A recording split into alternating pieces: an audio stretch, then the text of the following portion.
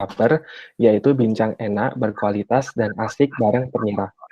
Sebelumnya, perkenalkan, saya sebagai pembawa acara, Ernoval Muhammad Ramadan, mahasiswa Kazan Federal University di Kota Kazan.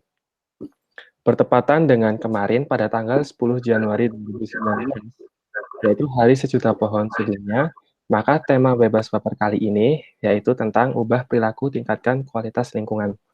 Saya di sini bersama moderator kita, yaitu bernama Kak Bima Karunia Utama, mahasiswa Rostov State Transport University, jurusan Railway Operation Faculty. Dan bersama narasumber kita yang terhormat, kali ini akan sebagai pembicara dalam Bebas Baper, yaitu Kak Margareta Kristita, sebagai mahasiswi Doctoral Program in Plant Science University of Helsinki, Finlandia, yang juga merupakan penelitian di bidang kehutanan, Kementerian Lingkungan Hidup dan Kehutanan. Dan Kak Margareta Kristita, Bachelor of Alumni, Bachelor of Forestry and Master of Biotechnology di Universitas Gadjah Mada. Oleh karena itu, waktu dan kesempatan, maka saya serahkan kepada moderator Kak Bima Karunia Utama untuk memulai pemateri pada hari ini. Silakan Kak Bima Karunia Utama untuk memulai. Ya, sebelumnya terima kasih untuk Saudara Noval yang sudah memberikan waktu dan tempatnya untuk saya. Assalamualaikum warahmatullahi wabarakatuh. Saya Bima Karunia Utama, berasal dari Rostov State Transport University, mengambil jurusan Railway Operation. Jadi di sini hari ini saya saya menjadi moderator Bebas Baper hari ini. Sebelumnya saya ingin menjelaskan kenapa sih kita mengungkit tema tentang lingkungan hidup, karena kita sedang memperingati Hari Gerakan Sejuta Pohon yang sudah dilakukan di Indonesia.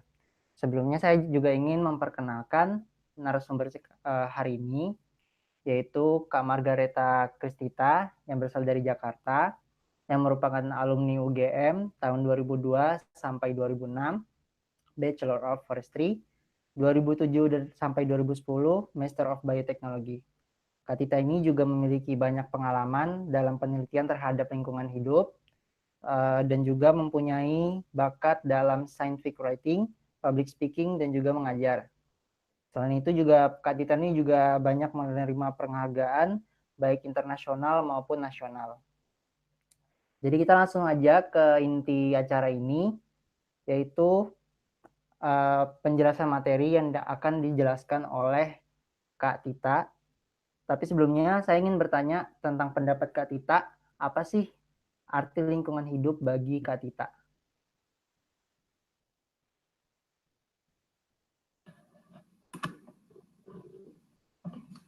Ya, halo. Sebelumnya terima kasih untuk Bima dan teman-teman di Permira Rusia yang sudah mengundang saya untuk pada hari ini jadi narasumber. Kalau untuk lingkungan hidup sendiri, untuk saya adalah sesuatu atau semua yang berada di sekitar kita, di seputar kita, dan bisa menjadi daya dukung untuk kelanjutan kehidupan kita sebagai manusia.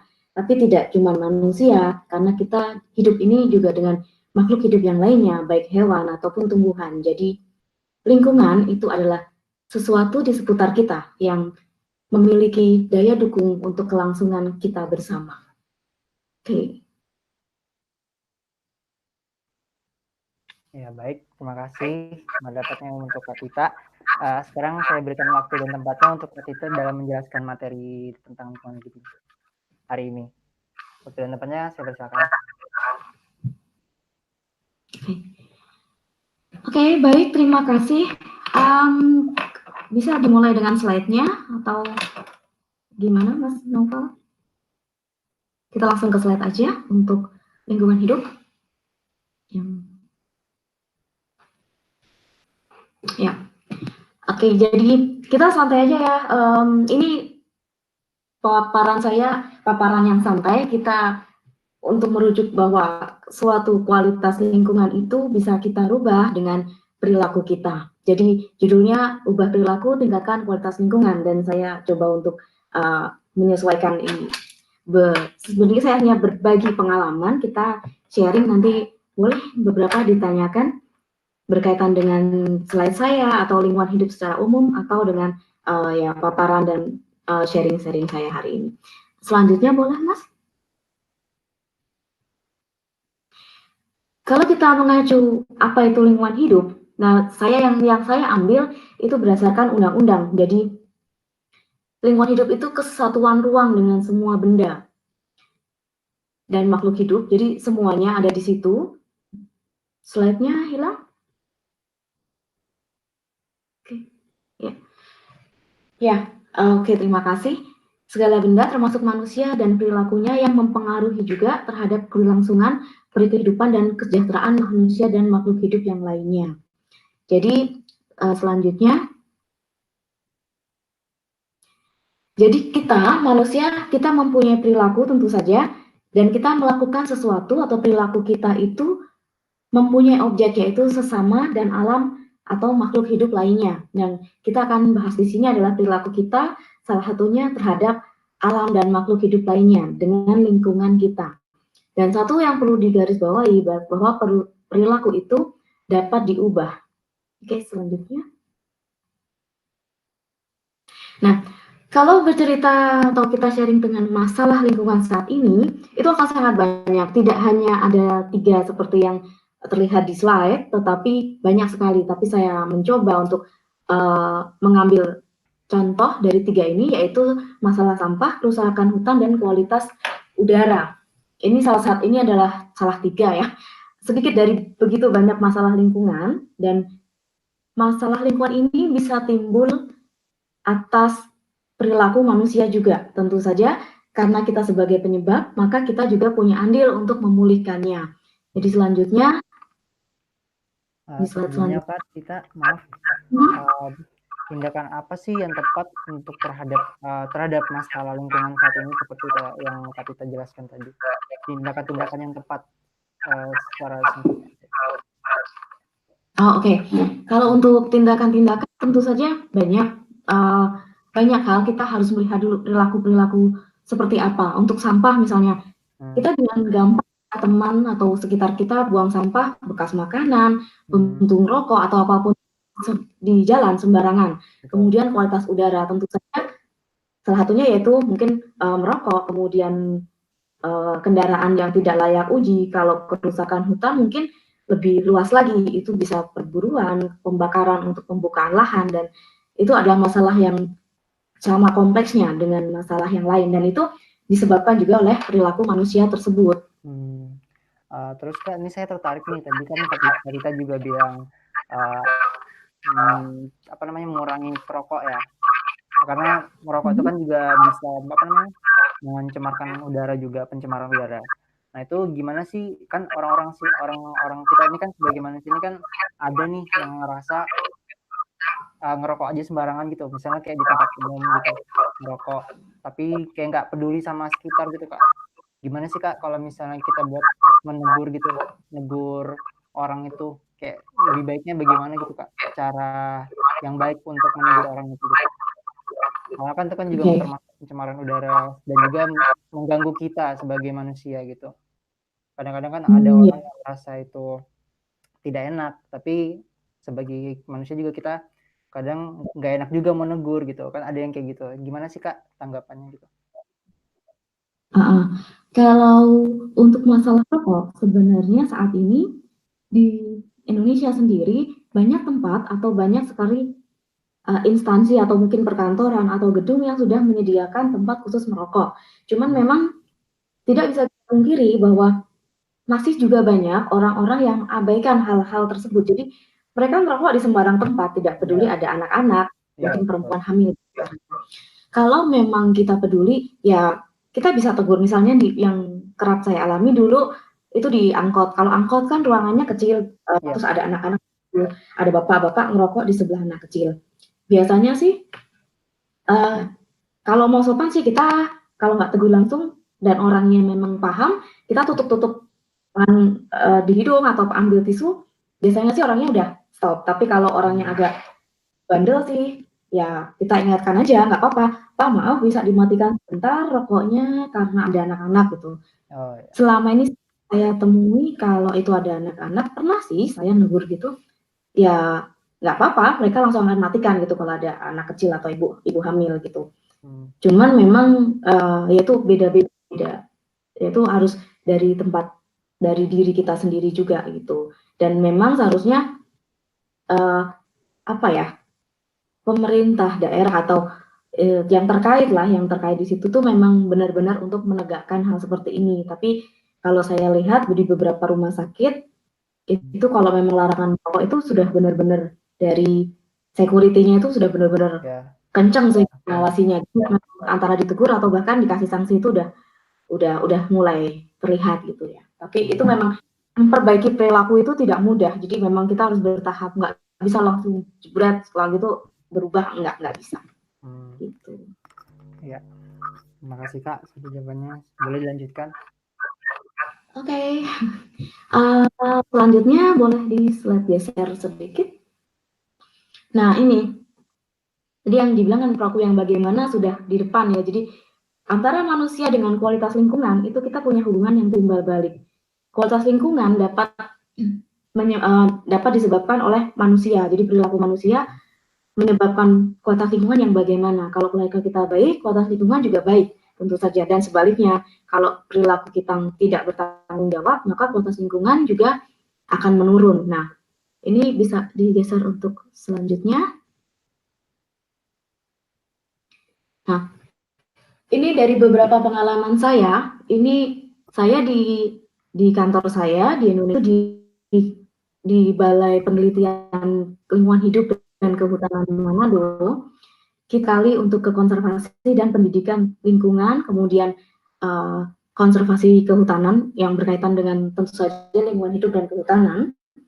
Nah, tugas saya dulu itu untuk kasih pendidikan lingkungan dan konservasi, terutama konservasi satwa endemik Sulawesi, yaitu ANOA, ke SD-SD. Jadi itu tadi, perilaku itu bisa dirubah dan bagaimana mengubahnya itu kita bisa juga memulainya sejak dini. Kalau sekarang ya mungkin dibilang telat, enggak juga sih, kita bisa berubah kapanpun, tetapi alangkah lebih baik jika memang pendidikan untuk merubah perilaku yang tidak merugikan lingkungan dimulai sejak masih kanak-kanak. Itu. Jadi ada dua yang mau saya ceritakan, saya berbagi. Yang pertama yang konservasi pendidikan dan konservasi ANOA, yang kedua saya ada satu kegiatan selesai tahun lalu, itu adalah pemanfaatan limbah sabut kelapa untuk media tanam jamur tiram putih dengan pemberdayaan masyarakat. Nah, di dua pengalaman saya ini, saya sadar bahwa bekerja untuk lingkungan atau mengubah perilaku itu memang benar-benar tidak mudah. Dan ini membutuhkan kerjasama serta kolaborasi. Seperti itu. Jadi, nggak bisa kita main sendiri, meskipun kita berubah, kita sendiri itu akan susah. Tapi memang perubahan harus dimulai dari diri kita sendiri. Itu.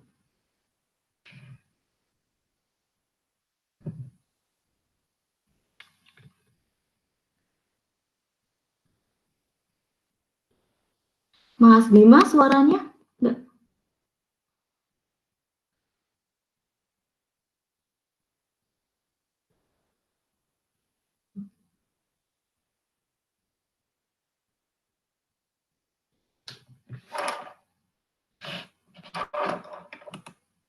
Oke, saya lanjutkan aja sementara.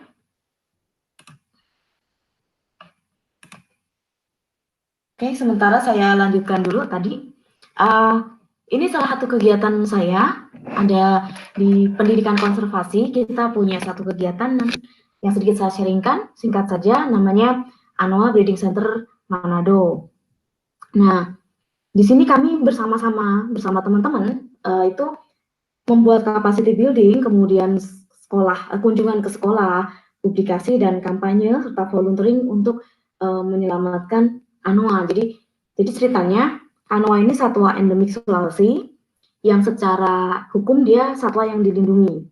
Tetapi tantangannya karena habitatnya semakin di hutan-hutan di Sulawesi, dia semakin terancam. Apalagi ketika dia berhadapan dengan manusia yang bagaimana?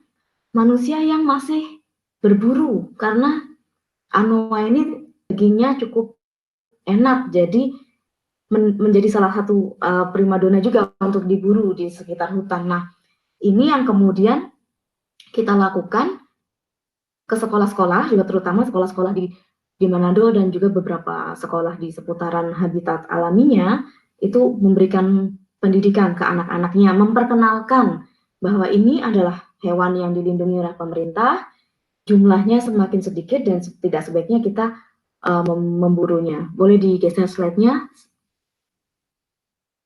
Nah, ini beberapa kegiatan selain ke sekolah, kami di sana juga punya kandang, dan ini teman-teman, ini semuanya adalah teman-teman pemuda, teman-teman yang masih, ya kita milenial, kita yang masih kece-kece dan peduli banget dengan lingkungan. Jadi bahkan ada beberapa teman yang datang dari luar Indonesia ikut membantu juga kegiatan kami.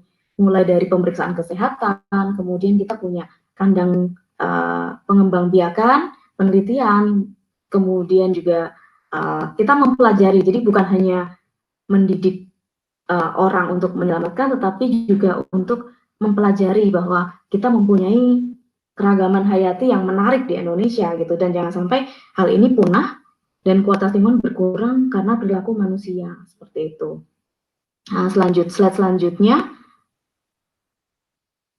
Nah, ini kegiatan kami yang mencoba untuk meningkatkan kualitas lingkungan melalui pendidikan konservasi, terutama ke anak-anak. Jadi kita kerja ke sekolah-sekolah, kita macam-macam menonton film, kemudian main games, kemudian perkenalan langsung ke lapangan, pemberian semacam poster pendidikan untuk ke sekolah-sekolah, dan ya kegiatan yang menyenangkan. Jadi kita memperkenalkan bagaimana kita mengubah perilaku, menekankan bahwa binatang tidak untuk diburu, hutan tidak untuk dirusak, itu melalui pendidikan pada jenjang anak-anak sekolah dasar dan SMP, sekolah menengah pertama. Jadi dari situ kita banyak tahu, tadinya mereka tidak peduli atau orang tuanya nggak peduli, tapi ketika orang tuanya yang nasihatin anaknya, biasanya orang tuanya mau untuk mendengarkan juga. Itu seperti itu. Sampai sini ada yang mau didiskusikan? Ya, sebenarnya saya mau tanya nih Kak, apa aja sih yang itu kan tadi ada di gambar-gambarnya kayak gambar-gambar yang Kakak jelaskan tadi itu ada penyuntikan pada hewan anoa tuh. Itu suntikan apa itu Kak? Itu maksudnya kayak apa aja sih yang fungsi-fungsinya itu gitu. Misalnya kayak untuk apa itu, apakah itu vitamin atau apa itu Kak? Bisa dijelaskan nggak Kak? Oh ya. Jadi kegiatan di Annual Breeding Center itu macam-macam, meliputi pendidikan konservasi yang seperti ini, yang ke sekolah-sekolah, kemudian perawatan anoanya yang di dalam. Jadi kita di Annual Breeding Center itu mempunyai sekarang 8 ekor dengan 5 betina. Kita diresmikan di Menteri 2015, kemudian sudah punya 8 ekor sekarang. Nah, itu kegiatannya meliputi salah satunya pemeriksaan kesehatan secara rutin oleh dokter hewan. Jadi kami punya dokter hewan itu mengukur pertumbuhan, kan tadi kayak antibiotik kelamin satu sama lain, sampai jadi perlu penanganan juga. Kemudian cek kehamilan anoa yang hamil, yang di foto tadi. Jadi itu lebih ke cek kehamilan. Lebih ke cek kehamilan, tapi kita juga kasih vitamin jika dibutuhkan, seperti itu. Jadi kalau sekarang kan menemukan anoa di habitat alamnya kan susah, karena nggak tahu. Dan karena nggak tahu, di kantor kami kalau orang mau lihat anoa silakan ke kantor kami, karena di kebun binatang juga nggak semua punya koleksi satwa anoa ini gitu. Kayak semacam ruang informasi publik gitu, selain untuk pendidikan konservasi dan pendidikan lingkungan. Jadi kalau kita ngomongin anoa, kemudian kita ngomongin habitatnya, berarti kita juga ngomongin perilaku-perilaku yang membahayakan mereka dan bagaimana kita mengantisipasinya gitu. Jadi berubah dari menyelamatkan hewan-hewan yang sudah terancam punah gitu ya Kak ya. Iya. Jadi ya sudah, boleh lanjutkan Kak. Oke, selanjutnya ada slide saya yang selanjutnya, boleh? Nah, ini yang kegiatan saya yang kedua. Ini juga berawal dari teman-teman di kantor, di kepala balai kami merasa kalau di Sulawesi Utara kan banyak sekali ini pohon kelapa. Karena kan land of coconut trees. Jadi kalau suatu hari main ke Manado, kemudian landing di Samratulangi di bandara, itu yang kelihatan sepanjang jalan itu pohon kelapa semua. Cuman sabut kelapanya itu cuma numpuk di pinggir-pinggir jalan, kadang dibuang, kadang untuk bahan bakar, tetapi tetap belum optimal dimanfaatkan. Dan itu jadi sampah, jadi limbah gitu. Jadi pemanfaatannya tidak sebesar dengan hasil limbahnya, jadi limbahnya lebih besar daripada yang dimanfaatkan. Nah, kita mencoba melalui informasi, teknologi, dan ilmu pengetahuan yang kita punya, itu kemudian membuat limbah sabut kelapa ini untuk putih gitu. Ini ada beberapa prosesnya, ada bahannya, dan cara-caranya dari uji lab sampai kemudian dia panen, dan kita mencoba untuk kerjasama dengan teman-teman dan masyarakat di beberapa tempat di sana.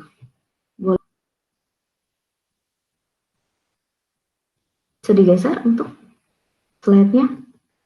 Nah, ini kita mengadakan pelatihan-pelatihan. Jadi kita mencoba mengedukasi ke teman-teman di beberapa daerah, di beberapa kecamatan, untuk kemudian kita bersama-sama, yang biasanya jamur tiram itu kan pernah makan kan, tahu kalau yang putih itu tumbuhnya pakai serbu gergaji. Kalau biasanya di Jawa, yang banyak kan di Pulau Jawa pakai serbu gergaji. Nah, kemudian karena serbu gergaji itu susah dapatnya dan mahal karena harus beli ke bekas penggergajian, ya kita mencoba memanfaatkan yang ada di sekitar, dan yang kita pilih itu sabut kelapa yang nggak terpakai. Nah, itu kerjaan saya dulu, keliling-keliling ke beberapa kecamatan tersebut, kerjasama dengan pemerintah, bukan pemerintah, kayak pihak kelurahannya atau pihak desa, kemudian melakukan pemberdayaan terhadap masyarakat itu, dan ya pada awalnya cukup berhasil. Cuman itu tadi karena beberapa kendala memang tidak selalu mulus gitu. Kita juga bekerja sama dengan teman-teman dari perusahaan swasta sebagai bagian dari CSR atau sebagai kepedulian sosial mereka, tanggung jawab sosial mereka terhadap lingkungan. Nah, di sini saya ingin berbagi bahwa untuk mengubah perilaku yang dari nyampah, kemudian memanfaatkan sampah, kemudian bisa berhasil untuk kita bersama, itu perlu sekali adanya kerjasama. Memang kita harus meningkatkan sadar untuk berubah itu dari diri sendiri, tapi kerja keras juga nggak boleh dilupakan, dan tadi pendidikan sama kerjasama dengan beberapa instansi dan beberapa teman-teman tadi itu sangat penting untuk dilakukan gitu, untuk sebuah sustainable environment. Dan untuk kegiatan ini memang awalnya memang susah, tapi kemudian kita sempat memiliki desa sebelum saya berangkat ke sini, dan ini yang mendapat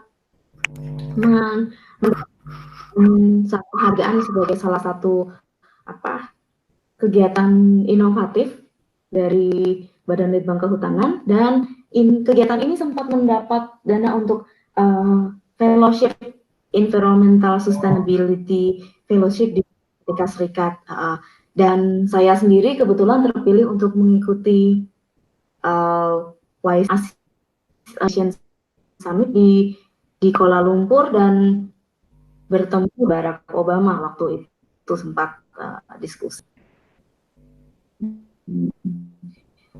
Kemudian ya untuk beberapa dari juga udah ada publikasinya seperti itu. Ya, ini Kak, saya mau nanya ini Kak, ada nggak sih pemanfaatan limbah lain selain pemanfaatan limbah sabut kelapa sebagai media tanam jamur tiram? Atau maksudnya kayak pemanfaatan limbah yang lainnya selain untuk jamur tiram putih, misalnya kayak buat apa gitu Kak? Ada nggak sih Kak kira-kira? Kalau yang di tempat saya saat ini selain ini ada satu pemanfaatan, jadi limbahnya dari anoa itu yang dari kandang proses menjadi sustainable, dia jalan terus. Jadi untuk pupuk, karena kita juga punya Oh, ya, arboretum, punya petak tanam. Jadi itu di kotoran itu dikomposting kembali untuk ke sana. Tapi untuk limbah yang lain-lain, dari beberapa teman informasi di pertanian juga menggunakan beberapa limbah, misalnya limbah tebu dan kebanyakan limbah pertanian gitu. Buat limbah pertanian gitu kayak. Iya. Ya, boleh lanjutkan. Ya, boleh dilanjut. Jadi ini sedikit cerita saya. Selanjutnya, jadi ini adalah sedikit kesimpulan sebenarnya.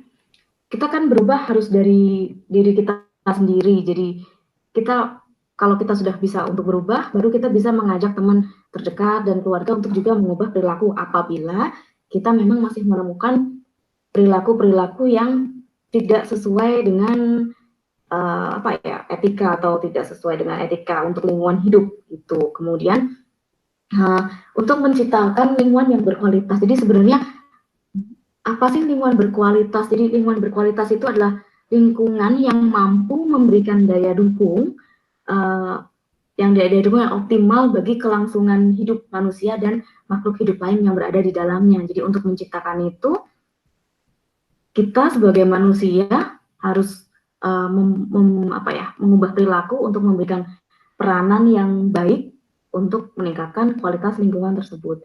Jadi, dan tantangan kita itu tentu saja bahwa bekerja dengan lingkungan itu,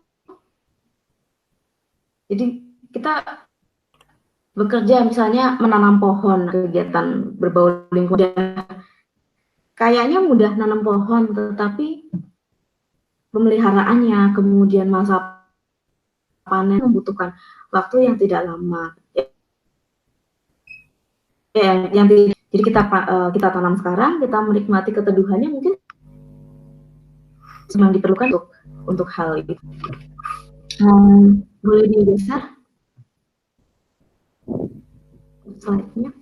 Nah, ini kayaknya slide yang terakhir nih. Jadi ini yang pengen saya tekankan. Jadi mulai dari diri kita sendiri, perilaku yang bagaimana yang paling kecil saja yang bisa kita terapkan, membuang sampah pada tempatnya. Dan kalau sudah mulai ada tempat sampah yang berbeda, yang bisa didaur ulang dan tidak, kita mulai untuk tidak malas untuk memilih dan memilah sampah, kemudian menempatkan dan membuang sesuai dengan tempatnya. Kan selama ini masih banyak yang asal buang gitu.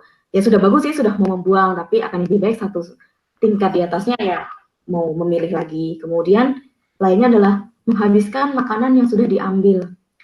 Di Indonesia sih food waste atau limbah makanan mungkin belum terlalu terkenal, tetapi kegiatan-kegiatan di luar Indonesia seperti di kami di Finlandia ada kegiatan ada beberapa ya, saya pernah ikut di kegiatan tersebut. Itu sebuah volunteering atau kegiatan kerelawanan, itu untuk mengambil limbah-limbah makanan dari restoran atau dari supermarket, nanti dipilih mana yang masih bisa dikonsumsi, misalnya dari supermarket yang expire-nya 1 atau 2 hari lagi baru expire, kemudian makan yang tetapi dibuang dengan dimakan dan memang disambi sebelum mengambil makanan yang banyak ya sekar dulu. Habis ambilnya sedikit aja, butuh nambah lagi, dari banyak kemudian nggak habis tuh.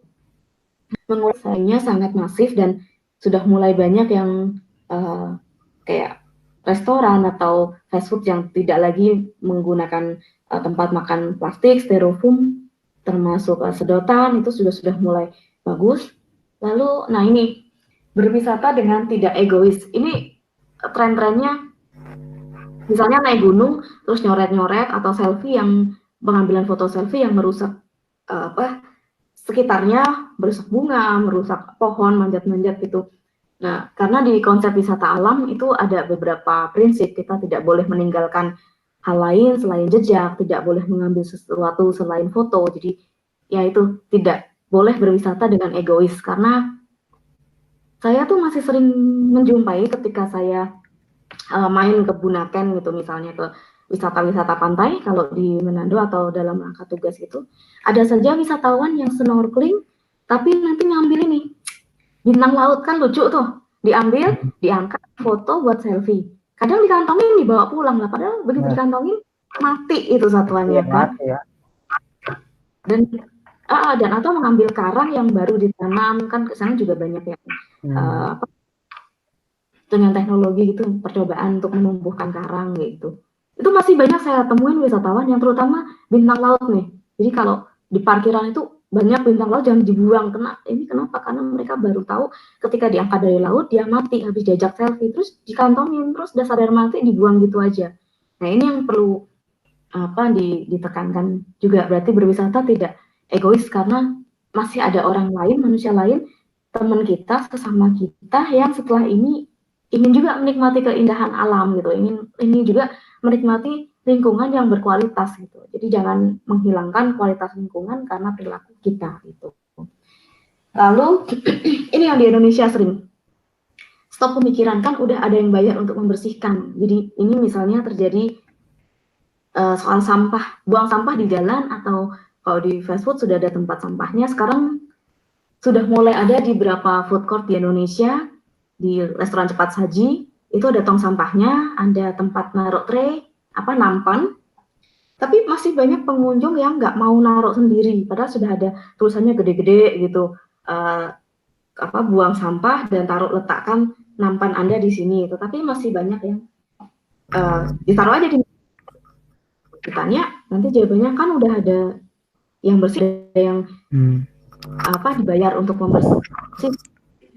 Maaf Kak, sebelumnya perilaku sebelumnya karena waktunya udah habis nih, bisa dipersingkat lagi nggak Kak? Bisa supaya waktu sesi pertanyaannya nanti tersisa. Oke, iya. Ini udah selesai. Untuk ini dan yang terakhir yaitu tadi, kita tidak boleh malu untuk menegur ya. Terima kasih. Ya, halo. Ya, terima kasih. Halo. Ya, makasih untuk Kak Tita atas penjabaran materinya. Langsung aja kita ke sesi pertanyaan, langsung ke Saudara Noval. Cukup jelas sekali penjelasan dari Kak Tita tentang bebas baper kali ini. Berikutnya adalah masuk ke sesi pertanyaan. Untuk sesi pertanyaan ini, saya akan membacakan dari kolom komentar di YouTube.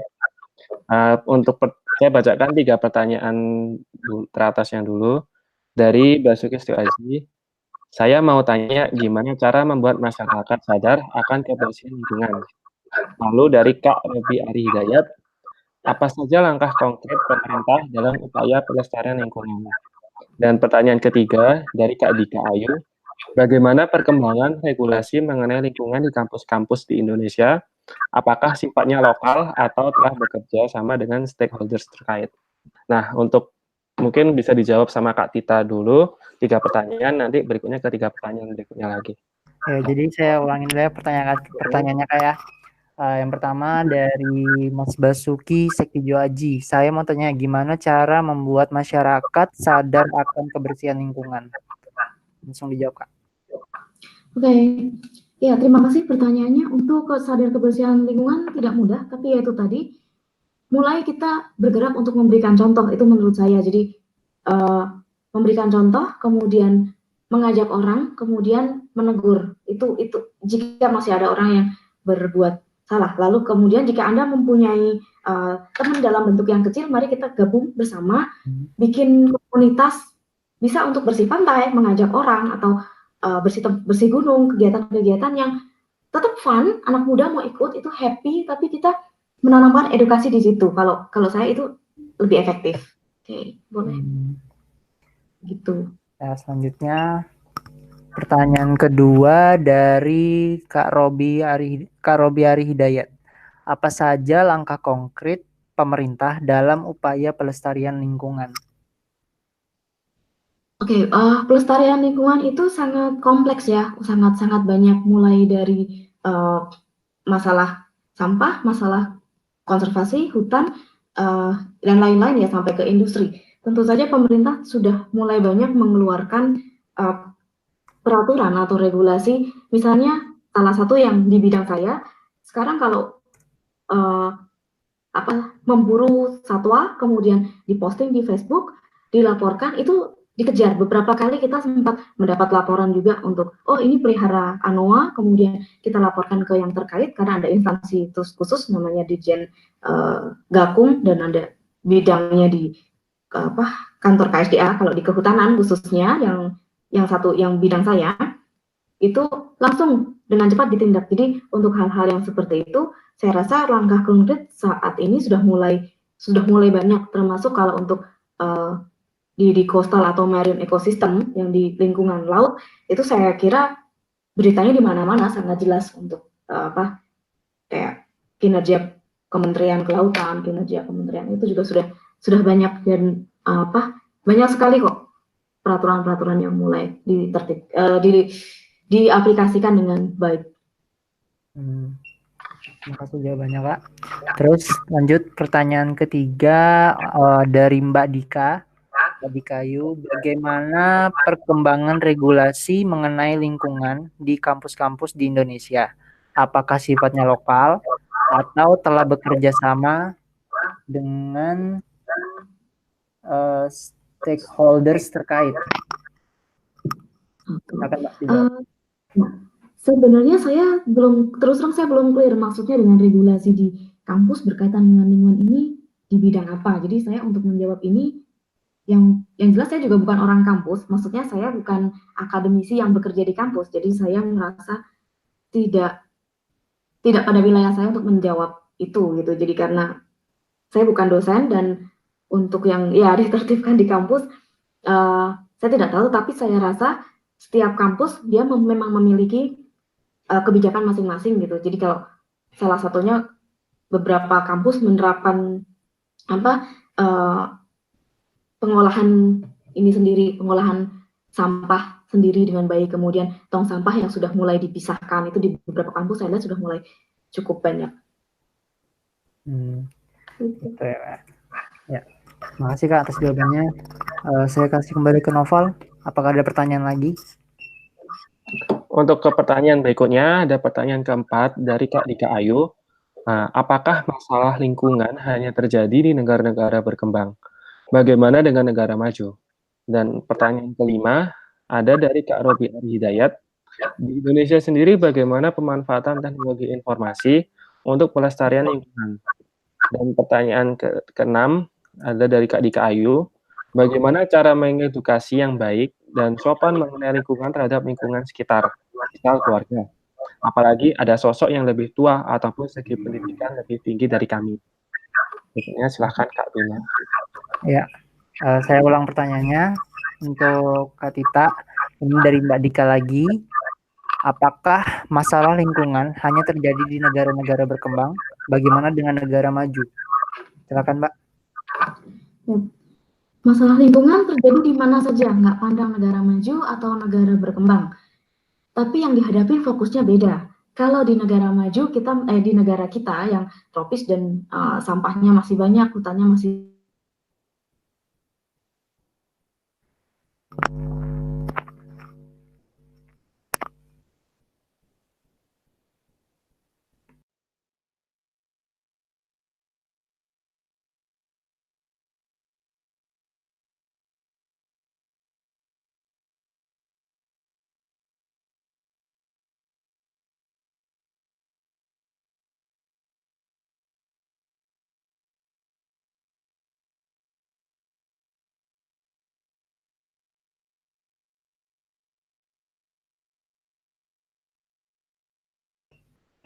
luas seperti itu.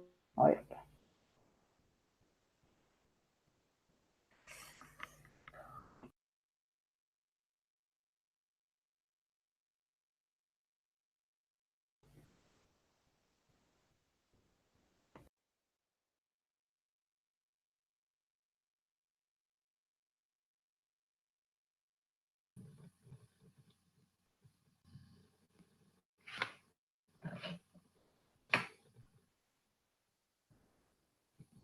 Ya Kak, bisa diulang Kak, tadi sempat terputus soalnya Kak.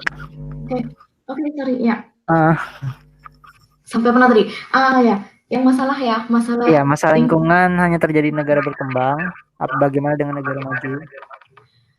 Baik negara maju atau negara berkembang, semua mengalami masalah lingkungan. Hanya mungkin porsinya yang beda.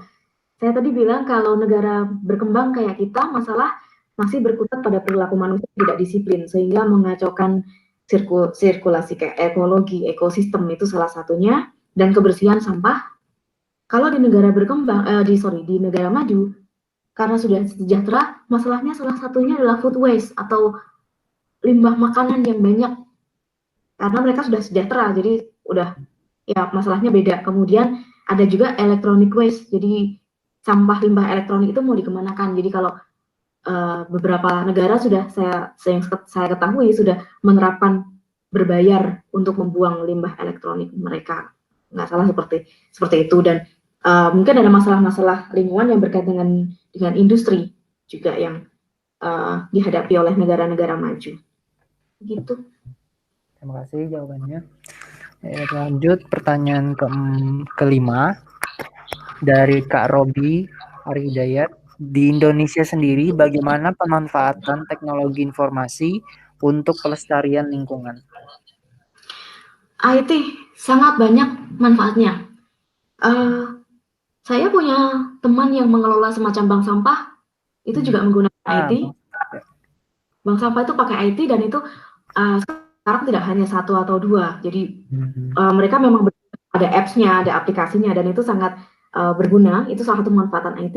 Yang kedua, penyebaran informasi, yaitu tadi misalnya penangkapan orang-orang pemburu dan pemburu atau pembalakan liar yang seperti itu juga disebarkan melalui IT, sosial, sosmed, dan lain-lain. Termasuk mungkin yang salah satu adalah kayak hukuman netizen maha benar ya, kalau udah ketahuan ada di postingnya lagi melakukan vandalisme di tempat wisata alam, itu kan pasti udah habis tuh. Jadi ya itu salah satu mungkin impact dari IT gitu.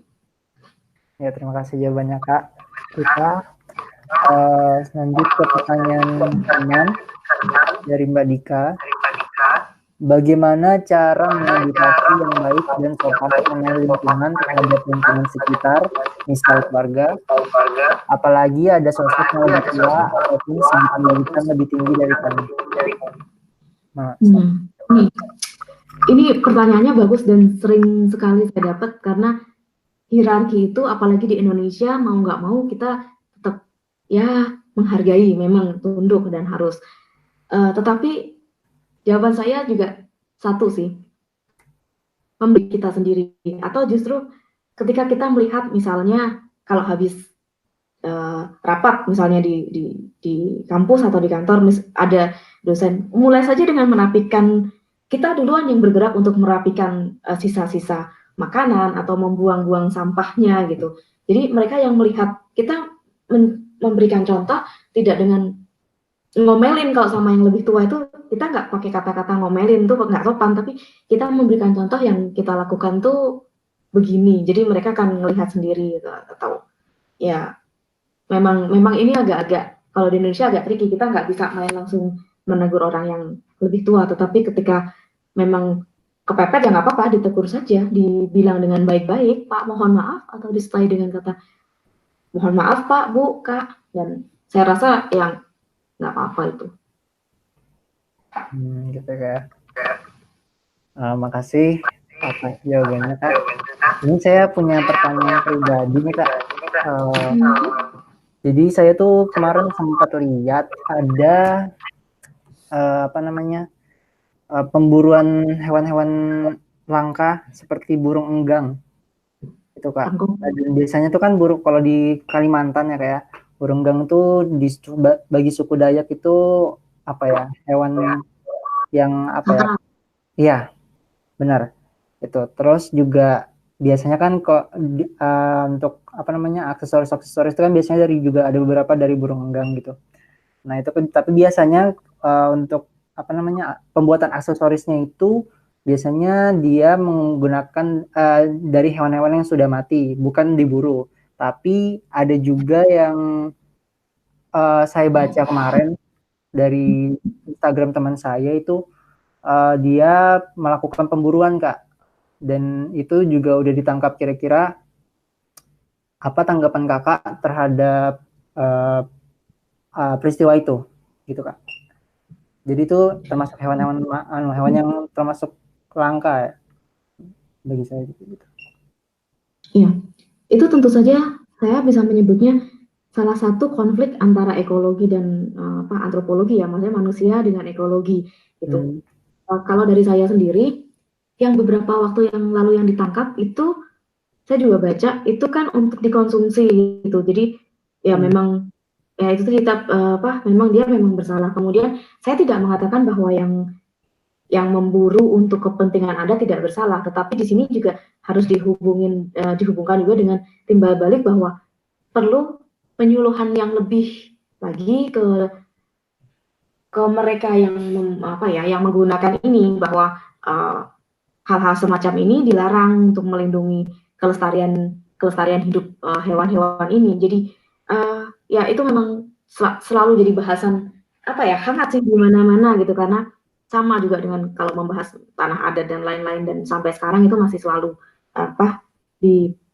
diperdebatkan. Tetapi ketika kita mengacu ke undang-undang untuk keselamatan, kan kita juga punya jumlah populasi burung ini berapa individu seperti itu. Nah, tren penurunan populasi dia itu bagaimana seperti itu. Dan biasanya kalau untuk masalah adat, pengetahuan saya mereka juga ada sendiri hukum adatnya. Jadi kalau ketangkap itu bukan hukum positifnya undang-undang, tetapi dibawa ke wali adatnya. Yang pernah saya ketahui seperti itu. Gitu. Gitu ya Kak. Terus Kak, saya mau nanya lagi nih.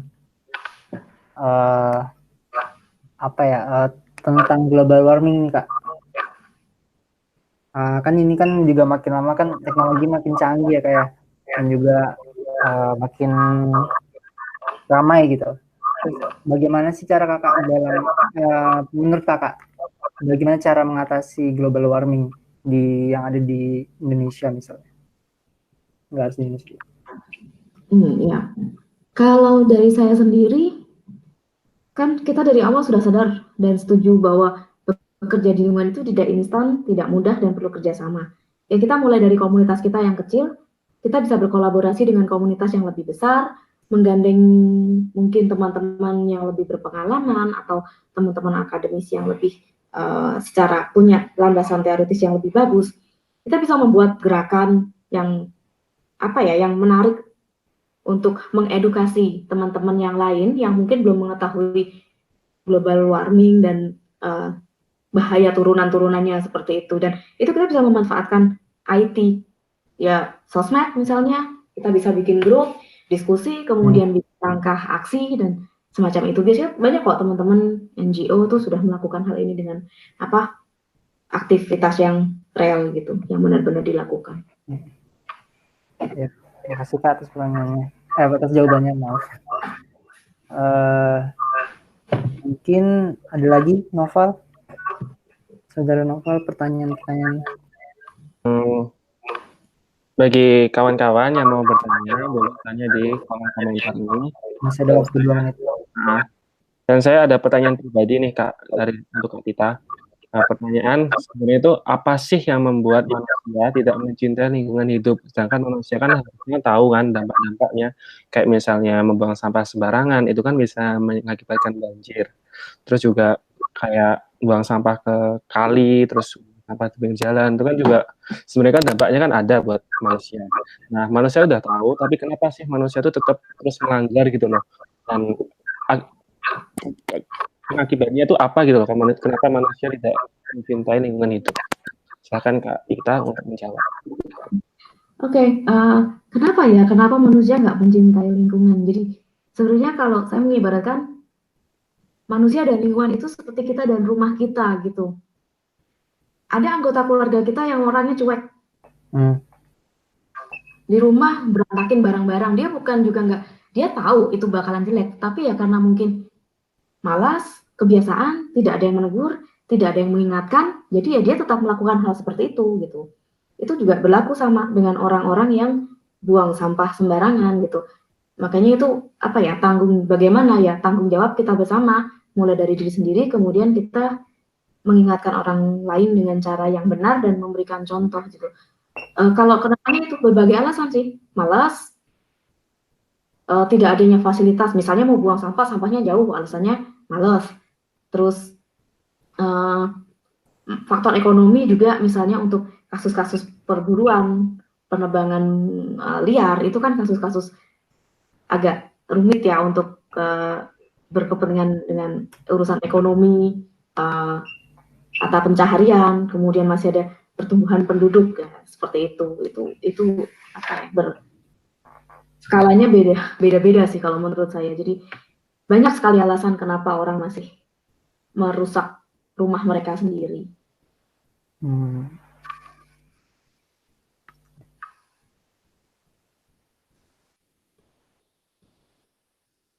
Ya, terima kasih Kak untuk jawabannya. Mungkin sudah habis ya sesi jawabnya. Langsung aja. Sebelumnya saya ingin minta maaf jika ada kata-kata yang salah dalam acara Bebas Baper hari ini. Terus juga kalau misalnya ada kata-kata yang tidak berkenan juga, mohon dimaafkan. Terus juga buat Kak Tita nih, ada nggak sih pesan-pesan buat untuk para penonton ini? Gitu.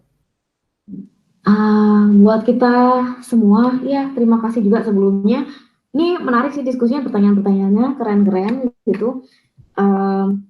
Kegiatan ini juga asik juga dan pas kebetulan dengan kemarin tanam pohon. Jadi jangan lupa tanam pohon, pesannya. Jangan lupa tanam pohon. Kalau pulang ke rumah mau ngapain gitu, tanam pohon gitu. Kamu mau teman-teman lagi tren mau merit, tanam pohon, ulang tahun tanam pohon. Dan let's see ulang tahun keberapa, pohonnya udah segede apa gitu, kayaknya seru juga. Teman-teman di lingkungan saya sudah mencoba itu gitu. Jadi kalau mereka mau nikah, mereka nanam pohon kayak gitu.